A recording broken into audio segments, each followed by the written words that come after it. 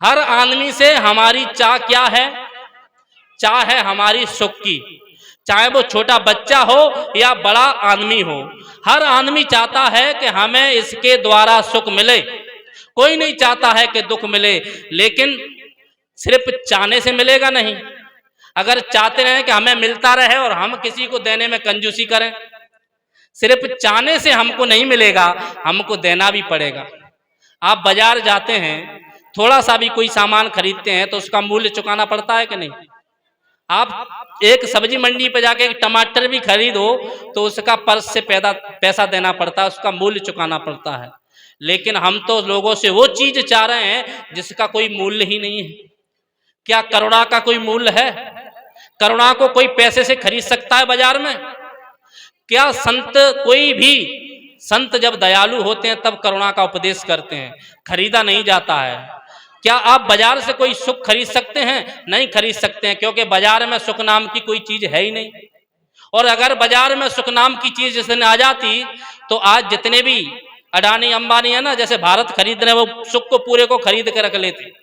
वो भौतिक दृष्टि से तो सुखवान हैं, उनके पास बहुत संपत्ति, इसलिए उनको लगता होगा बहुत सुखी, और हमको भी लगता है कि बहुत ज्यादा सुखी है। लेकिन सबसे ज्यादा बड़ा टेंशन उन्हीं को है जो आदमी मीडियम साइज का है, जिसके पास खाने पीने और थोड़ी व्यवस्था है, वो आदमी सुखी है।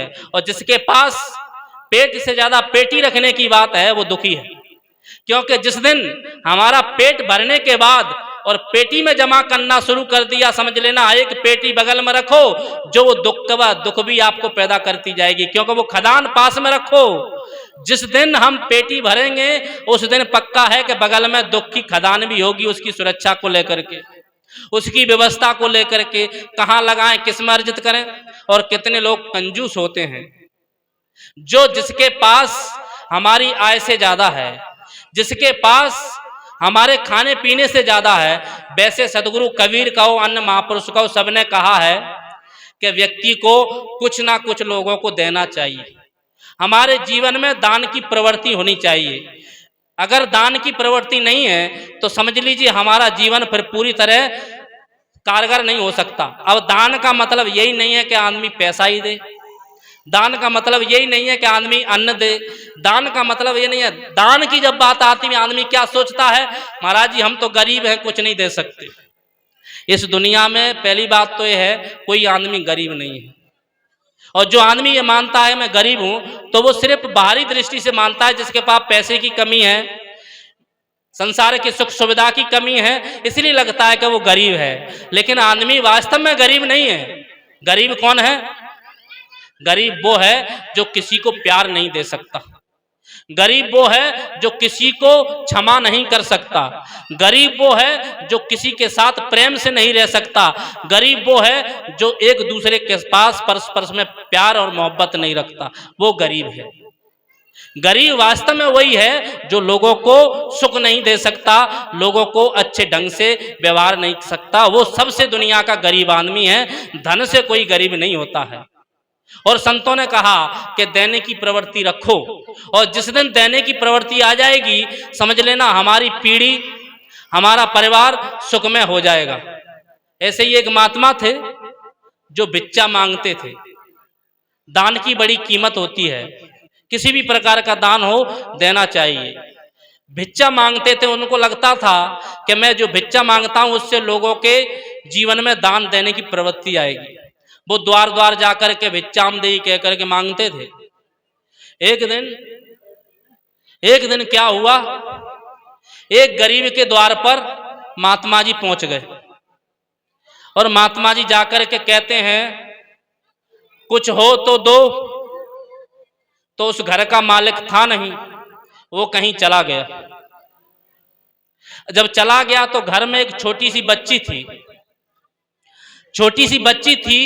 उसने कहा बाहर आकर के संत जी हमारे पिताजी घर है नहीं, और घर में कुछ देने के लिए मेरे पास दिख भी नहीं रहा है कि मैं दे सकूं। आप कल आना, आपको कल दिया जाएगा जब हमारे पिताजी आ जाएंगे। साथ में उनके शिष्य थे, 2 संत थे। गुरु ने कहा कि नहीं बेटी मुझे अभी दो। संत जिद पड़ गए, उसने कहा बेटी तुमको देना ही पड़ेगा। बेटी को गुस्सा आया उसने कहा बड़े बेढंगे महात्मा हो, मैंने बोल दिया मेरे पिताजी घर में नहीं है, मैं नहीं दे सकती। और सच बात तो ये कि मेरे घर में एक दाना अन्न का नहीं है, मैं आपको क्या दूं। उस संत ने कहा कि देना तो तुझे पड़ेगा, कुछ दो लेकिन दो। शिष्य पीछे खड़ा था, शिष्य को समझ में आ गया कि लगता है गुरुजी का फीता उतर गया है। जब बेटी सामने आके कह रही है पिताजी घर में नहीं है, माँ घर में नहीं है, अन्न का दाना घर में देने के लिए नहीं है, और गुरुजी एकदम जिद्द पड़े हुए हैं, तो बगल बैठा चेला सोच रहा था, पीछे खड़ा हुआ था कि लगता है हमारे गुरुजी का दिमाग फीता थोड़ा सा ढीला हो गया है, पागल तो नहीं हो गए। जब वो कह रही है 4 बार मना करती, फिर भी गुरुजी अड़ा हुआ है कि नहीं लेकर ही जाऊंगा, लगता है कुछ मामला गड़बड़ है। तो उसने कहा गुरुजी इसके पास कुछ नहीं, चलो। उसने कहा तुम शांत रहो, बैठो, मैं इससे लेकर जाऊंगा। एकदम जिद्द पड़ गए महात्मा, अब करे तो करे क्या। उस लड़की ने कहा कि सच बात मैं आपको बता दूं कि मैं कुछ नहीं दे सकती, मेरे पास कुछ नहीं है। गुरुजी ने कहा कि ऐसा करो, नीचे देखो क्या रखा है। तो नीचे देखती है, वहां पर मिट्टी का कुछ ढेल था। पहले घर मिट्टी के होते थे, दीवारें मिट्टी की होती थी, घरों में सामने लीपते थे तो मिट्टी से, अब तो टाइल्स मार्बल, अब तो आश्रमों में क्या, घरों में तो लग ही रहा है, हर जगह लग रहा है। पहले मिट्टी के घर होते थे। संत ने कहा कुछ नहीं, ऐसा करो नीचे से मिट्टी का ढेला दे दो हमको। अब तो चेला को पूरा विश्वास हो गया कि पक्का गुरुजी का दिमाग उतर गया, ये पक्के पागल हो गए। बताइए क्या मांग रहे हैं, मिट्टी। मिट्टी कोई खाने वाली चीज है जो मांग रहे हैं? ये मिट्टी से ना रोटी बनेगी, ना मिट्टी से पेट भरेगा, ना मिट्टी कोई चीज खाने की है, फिर भी कह रहे हैं मिट्टी दो। अब बच्ची अबोध थी, उठी, बढ़िया 1-2 किलो का ढेला उठाया, उसकी झोली में डाल दिया। गुरुजी लेकर के कहे खूब खुश रहो, सुखी रहो, आनंद करो, बड़ा आशीर्वाद दे के चल दिए।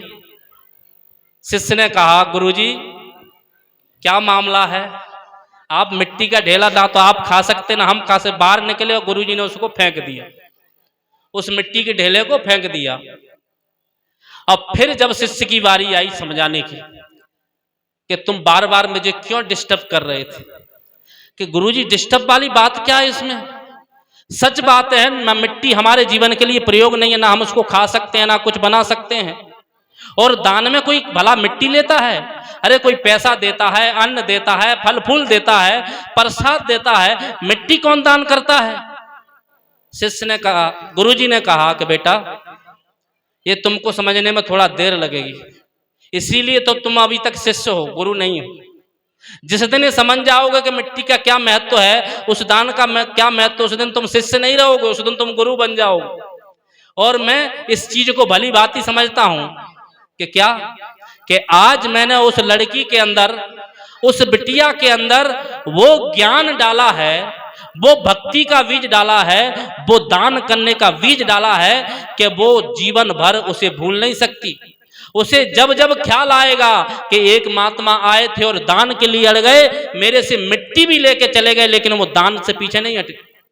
और ये संस्कार जब उस लड़की का बन जाएगा ना, तो आज वो छोटी बच्ची है, कल जब बड़ी हो जाएगी, जब वो अपने घर से दूसरे भी घर जाएगी, उसकी प्रवृत्ति हमेशा दान देने की रहेगी, हमेशा वो देना सीखेगी, कभी किसी को निराश नहीं कर सकती है, फिर वो किसी भी तरह से लोगों को उदास नहीं कर सकती है, क्योंकि मैंने उसके अंदर में देने की प्रवृत्ति डाली है।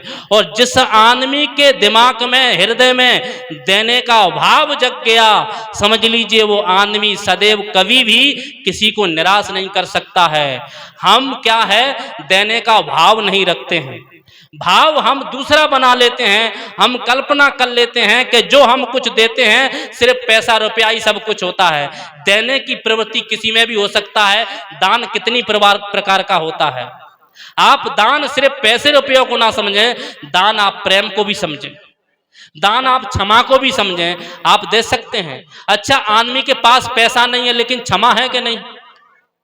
प्रेम किस किस के पास नहीं है? सबके अंदर में प्रेम है, लेकिन देने में हम कंजूसी करते हैं। क्यों? क्योंकि हमने देने की प्रवृत्ति नहीं बनाई, हमने देने की आदत अपने अंदर में नहीं डलाई। हमने क्या किया? हमेशा लेने की आदत बनाई है। हम दूसरों से सिर्फ ये कल्पना करते हैं कि हमें मिलता जाए बस, चाहे वो धन हो, चाहे लोगों से सम्मान हो, चाहे लोगों का व्यवहार हो, चाहे लोगों के अच्छे बर्ताव हो। कोई नहीं चाहता है कि लोग हमें गाली दें। यही सतगुरु कबीर साहब कहते हैं कि बोया पेड़ बबूल का हम कहां से खाए। अर्थात यदि हमने बबूल का पेड़ लगाया है, बेमनस्ता का पेड़ लगाया है, तो हमें आम नहीं मिल सकता, सुख रूपी फल नहीं मिल सकता। वो कब मिलेगा? जब हम आम का पेड़ लगाएंगे तब हमें वो सुख रूपी आनंद रूपी फल मिलेगा। और वही फल के लिए सतगुरु कबीर साहब कहते हैं कि आप कुछ ना कुछ देने की प्रवृत्ति रखो। अगर सास के सास हमारी मनमुटाव है, कितनी बहुएं हैं जो कहती हैं मेरी सास बहुत खड़ूस है, बहुत लड़ाकू है, छोटी छोटी चीजों पर टोकती है।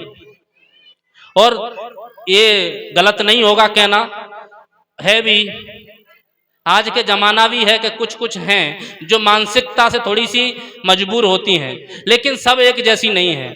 लेकिन हम लोगों को ये ख्याल करना है कि हम लोगों को उन्हीं के बीच में रहना है। जो परिवार हमें मिला है उसी के बीच में रह जाए। परिवार तो नहीं बदल सकते, जो सास हमें मिली है उसको नहीं बदल सकते। ऐसा तो है नहीं कि कोई कपड़ा स्टोर रूम से खरीद के लाए हों और कह दो दूसरा दे दो, ये सास ठीक नहीं, इसको चेंज करो, दूसरी सास दे दो। मोबाइल खरीदेंगे खराब होगा, बदल सकते हैं। सोना चांदी के जेवर खरीदोगे, कोई मिस्टेक हो गया दूसरा बनवा लेंगे, बदल देंगे, खरीद सकते हैं।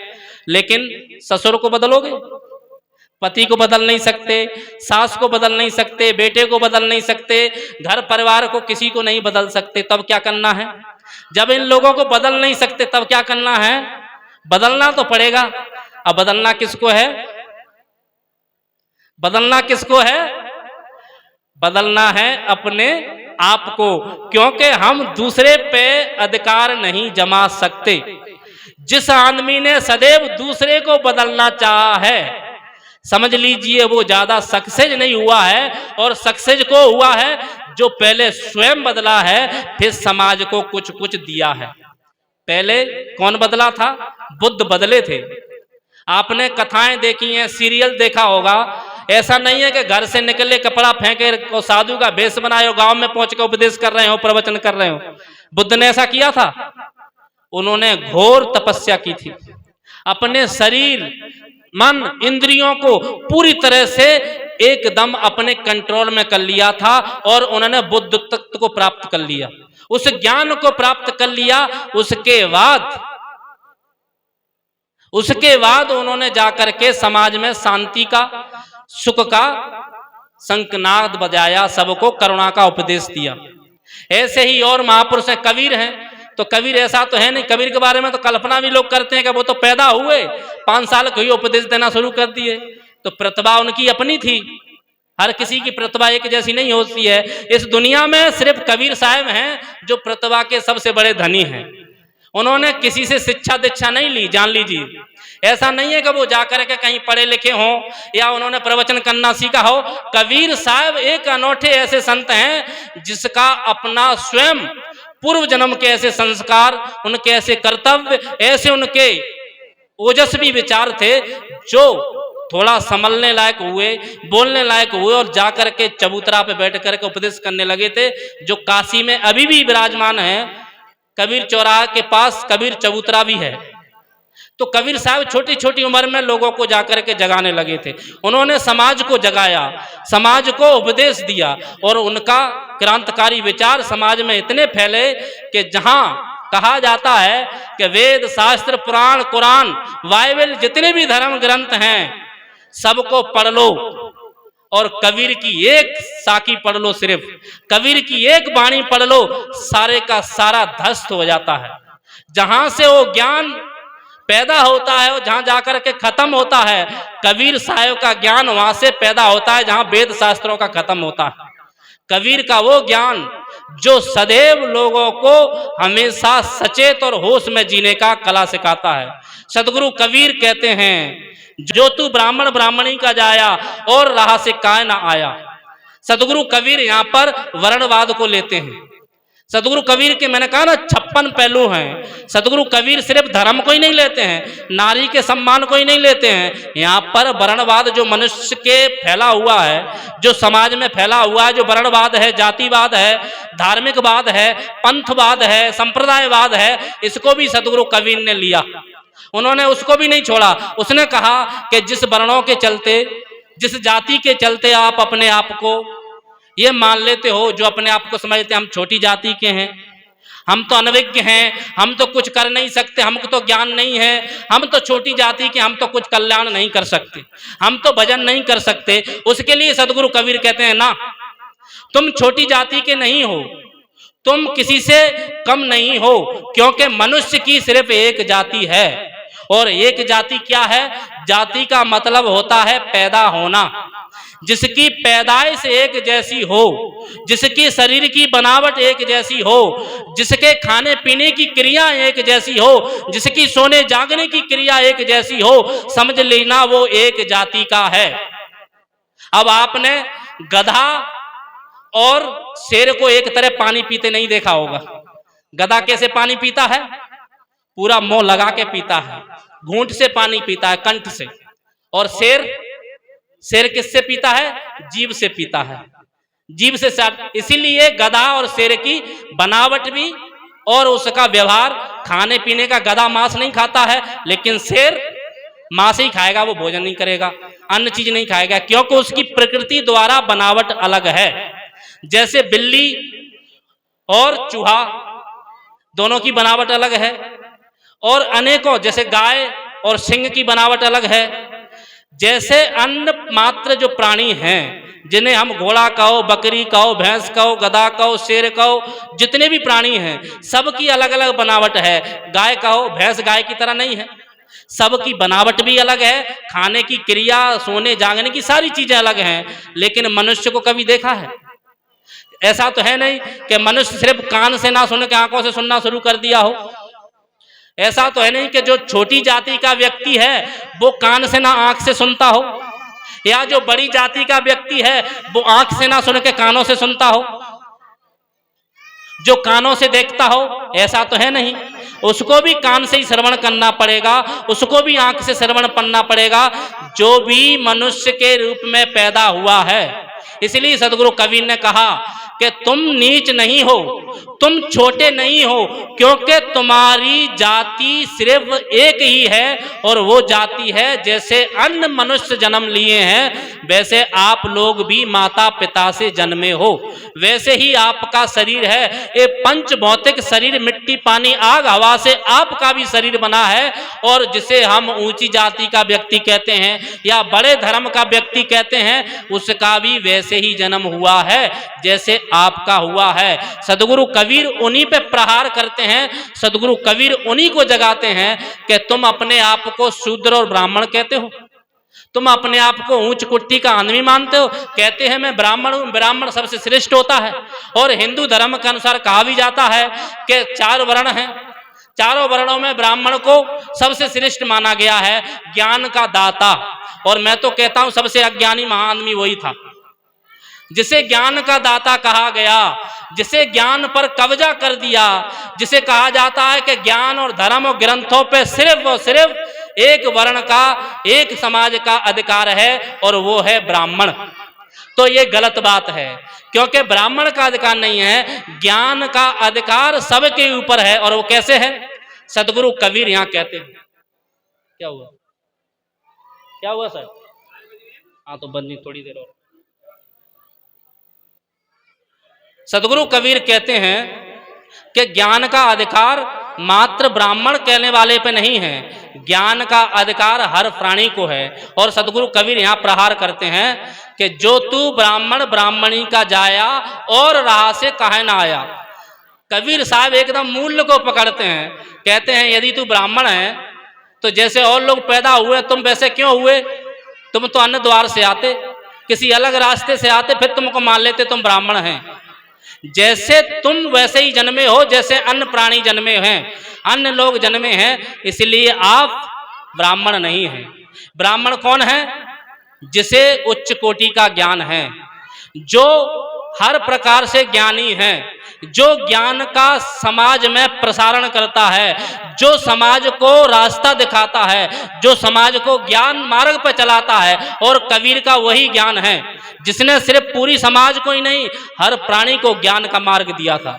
सदगुरु कबीर को इसलिए कहा जाता है ज्ञानदाता, ज्ञान के मार्गदर्शक, ज्ञान के उच्च श्रेणी के व्यक्ति, संत सम्राट। सदगुरु कबीर को ज्ञानी इसलिए कहा जाता है कि उन्होंने समाज में एक बड़ी भूचाल लाए थे, समाज में एक बड़ी जागृति लाए थे। किस समय? जब उनका शासन था, किनका? पंडितों का, मुसलमानों का। उस समय कबीर जैसा व्यक्ति, एक तुच्छ घर में जन्मा हुआ व्यक्ति, जिसका घर का पता नहीं है, परिवार का पता नहीं है, समाज का पता नहीं है, वो आदमी आज का जमाना देखो आप, जब यहां से मंच से बैठ कर के हम कुछ कटु बोल दें, कटु का मतलब सत्य बात बोल दें, तो कल लोग 4 लोग खड़े हो जाएंगे अदालत में FIR करने के लिए। किस लिए? क्योंकि धर्म के खिलाफ बोला है, वेद के खिलाफ बोला है, संत के खिलाफ बोला है, पाखंड के खिलाफ बोला है। जब जब संतों ने पाखंड के खिलाफ बोला है, हर प्रकार से सताया गया है। और ऐसी बात नहीं है, बुद्ध से लेकर के और अब तक सताया गया है, जितने भी महापुरुष हैं सबको सताया गया है। लेकिन वो लोग मील की पत्थर की तरह मजबूत इरादे वाले थे, मजबूत ज्ञान था। और ज्ञान मजबूत इसलिए था क्योंकि उनके ज्ञान में सच्चाई थी, उनके ज्ञान में वास्तविकता थी। उनका ज्ञान किसी लोकांतर ईश्वर ब्रह्म परमात्मा के रूप में भटकाने वाला नहीं था, उनका ज्ञान मनुष्य को जगाने वाला था। इस छोटी समाज से लेकर के बड़ी समाज तक व्यक्ति के अंदर में जागृत कर दिया। इसलिए कहा जाता है संतों में सम्राट सदगुरु कबीर। और कबीर का एक एक शब्द हमारे जीवन में बहुत कारगर है। आप जयंती के दिन हम सिर्फ संतों को और महापुरुषों को ना सुने, आप अपने अपने घरों में, मोबाइल में भी आप इन सब चीज़ों को सुन सकते हैं, बड़े बड़े संतों के विचार सुन सकते हैं। दूसरी बात, संतों की वाणियों को आप सिर्फ खाली सुने ना, उसको अपने जीवन में लाएं। आप अपने आप को बदलाव चाहते हैं तो हमें उनको, जैसे बीमारी से मुक्ति पाना है तो दवाई को खाना पड़ता है, ऐसे ही हमें अपने मानसिक दुखों से बचना है, अपने कष्ट से बचना है, अपने इस संसार के दुखों से मुक्ति पाना है, तो कबीर की और अन्य महापुरुषों की जो ज्ञान रूपी दवाइयाँ हैं उन्हें अपने सेवन करना है, उसके अनुसार चलना है और अपने बच्चों को वो संस्कार देना है। आप माताओं से निवेदन है कि यदि आपका पति दारू पीता है और घर में आके आपको परेशान करता है, आपका पति यदि नशाखोर है और आपके बच्चों को परेशान कर रहा है, आपको परेशान कर रहा है, तो आदर करने की जरूरत नहीं है। पति को परमेश्वर इसलिए कहा गया है कि आपके जीवन के लिए वो हर प्रकार से सहयोगी हो, आपके जीवन के लिए हमेशा आपके ढाल बन के खड़ा रहे, आपके बच्चों के लिए और आपके लिए, आपके जीवन में सदैव उसका कुछ ना कुछ दायित्व हो। पति का दायित्व क्या है? आपकी हर हाल में खुशहाल देखना, आपके जीवन में आनंद लाना, आपके जीवन में हमेशा प्रेम लाना। और जो पति आपको ये ना दे सके, उस पति का आदर करने की कोई आवश्यकता नहीं है। ऐसे पति को भले तुम हो सके तो डंडा से सीधा कर लो, कोई बात नहीं, चलेगा, बाद में पूज लेना। करवा चौथ मनाने की जरूरत नहीं है ऐसे पति के लिए, बड़ी लंबी यात्रा, बड़ी उम्र की जरूरत नहीं है। यदि आपका पति लतखोर है, घूसखोर है, आपका पति दारूबाज है, मांस खाता है, कोई मत करो उसका सम्मान, कोई आवश्यकता नहीं है। सम्मान उस पति का करो जो आपका सम्मान रखे, उस पति का करो जो इन नशाखोर से दूर हो और आपकी समृद्धि, आपके विचारों को, आपके घर को स्वर्ग बनाए। उसका आप डेली चरणामृत लगकर भी पियो तो भी आपके लिए कम है। उसके लिए आप पूरा समर्पण अपने जीवन कर दो, निरंतर उसकी पूजा करो। किसी साधु की पूजा करने की आवश्यकता यदि आपका पति इस समय का है तो, यदि पति आपका सच्चा है तो किसी भगवान के सामने हाथ जोड़ने की आवश्यकता नहीं है, क्योंकि सबसे बड़ा परमेश्वर आपका आपके घर में है। और जो परमेश्वर आपकी परवाह ही ना करे, पति का मतलब हमारी परम आवश्यकताओं को पूर्ति ना कर पाए, वो पति नहीं है। हमारा पति वही है जो हमारी परम आवश्यकताओं को पूर्ति कर दे, उसे कहते हैं परमेश्वर, पति परमेश्वर। इसलिए आज इस कबीर जयंती से और इस विचारों से, सत्संग से आप एक चीज जरूर लेकर के जाएं कि अपने घर में विचारों का भूचाल ना है। डंडा का मतलब ये नहीं है कि लाठी लेके खड़े हो जाना, डंडा का मतलब है उसको समझाओ, उसको विचार दो, अगर आप ज्ञानवान हैं तो उसको विचारों से टार्चर करो, उसको जहां तक हो समझाओ, परिवार को लेकर के धमकी दो, लेकिन उसको किसी ना किसी, क्योंकि आप ला सकती हैं। कहा जाता है कि पति पत्नी के हाथ में होता है, सिर पे मत बिठानो, हाथ में ही रखो, अच्छा रहेगा। पति को उसी को सिर पे बिठानो जो आपकी परवाह कर सके। तो इस कबीर जयंती से आप क्या लेके जाएंगे? पहली बात तो मैंने 4 बातें कही। ऊपर कोई परमात्मा नहीं है, ये आप अपने अपने दिमाग में बैठा लो। कोई ईश्वर नहीं है जो आपका कल्याण आके कर सके। आपका कल्याण किसने किया है? सावित्रीबाई फुले ने। उसने आपको शिक्षा का अधिकार सर्वप्रथम दिया था। आज से आपकी वो देवी है, ऐसा संकल्प करके जाओ। करुणा का जो उपदेश दिया था वह बुद्ध ने दिया, उसकी पूजा करो। कबीर की पूजा करो। पूजा का मतलब उनके विचारों को अपने जीवन में लेकर के उस पर चलना शुरू कर दो, असली पूजा हो जाएगी और असली जयंती हो जाएगी। कबीर को मानने का मतलब है उसके विचारों से लोगों में जागृति लाओ, खुद जगो, समाज को अच्छा दिशा दो, आपका जीवन भी अच्छा होगा, आपका भविष्य भी अच्छा होगा। और अपने बच्चों को यदि बाबा साहब को पढ़ाना है ना, तो सबसे बड़ी पूजा बाबा साहब की क्या है? शिक्षा दो।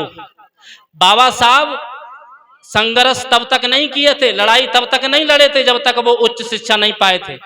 बाबा साहब ने कब लड़ाई शुरू की थी? जब वो बड़े अधिकारों को पा लिए थे तब। ऐसा नहीं अभी क्या होता है, हम पढ़े तो नहीं है 2 क्लास भी और संघर्ष करने जाकर के राम मंदिर पे बैठ जाते हैं, तो क्या होता है? लूट, हमें अपमान किया जाता है। पहले हम शिक्षा अर्जित करें, संगठन अर्जित करें। हमारे अंदर में जब तक शिक्षा नहीं होगी ना हम संघर्ष कर सकते ना संगठन ला सकते। बाबा साहब ने तब तक संघर्ष नहीं किया था, संगठन नहीं लाए थे। कब तक? तब तक वो खुद शिक्षित नहीं थे। तब तक जब उन्होंने शिक्षा पाली अन्य अन्य जगह पर जाकर के, और जब उनके हाथों में डिग्री आ गई ना, तब कहा अब आ जाओ सामने, अब मैं तलवार से नहीं कलम से तुम लोगों को काटूंगा। तलवार से काट कर तो कल लड़ाई पैदा हो जाएगी, दूसरे लोग फिर उठे खड़े होंगे, लेकिन कलम वो ताकत है जो कभी व्यक्ति को, कभी दुराचार को उठने नहीं देगी। कलम में वो ताकत है जो कभी अधर्म को उठने नहीं देगी। कलम में वो ताकत है जो कभी हमारे ऊपर अन्याय नहीं होने देगी। इसलिए अपने बच्चों के हाथ में मोबाइल से ज्यादा आवश्यकता है कलम और किताब पकड़ाओ।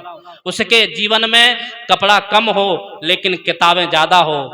उसके जीवन में खाना भले रोटी हो, मिठाई ना हो, लेकिन विचार अम्बेडकर के हों, संतों के हों, महापुरुषों के हों। तो यही सारी कामना करते हुए आप लोगों को धन्यवाद देते हुए आज इस कबीर जयंती में आप लोग सभी पधारे और पहली बार ये शुरू हुआ है।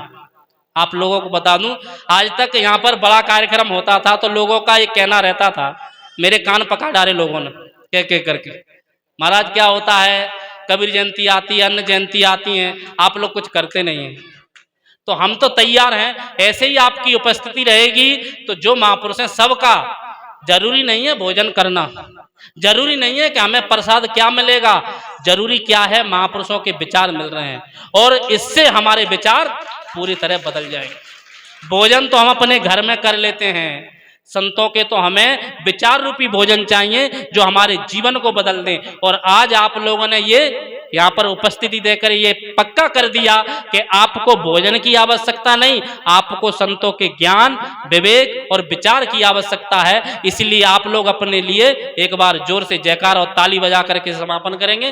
बोलिए सदगुरु कबीर साहेब की, संत सम्राट सदगुरु कबीर देव की, समस्त महापुरुषों की बहुत बहुत धन्यवाद। आप लोगों ने इतना समय दिया और सभी भाइयों का धन्यवाद जिन लोगों ने काफ़ी मेहनत की और आप लोग इस कार्यक्रम को उपस्थिति दे करके अपना जो भी श्रद्धा भक्ति दे करके सफल बनाया, इसके लिए बहुत बहुत साधुवाद। साहिब की तरफ से सबके लिए आशीर्वाद। अभी कोई भी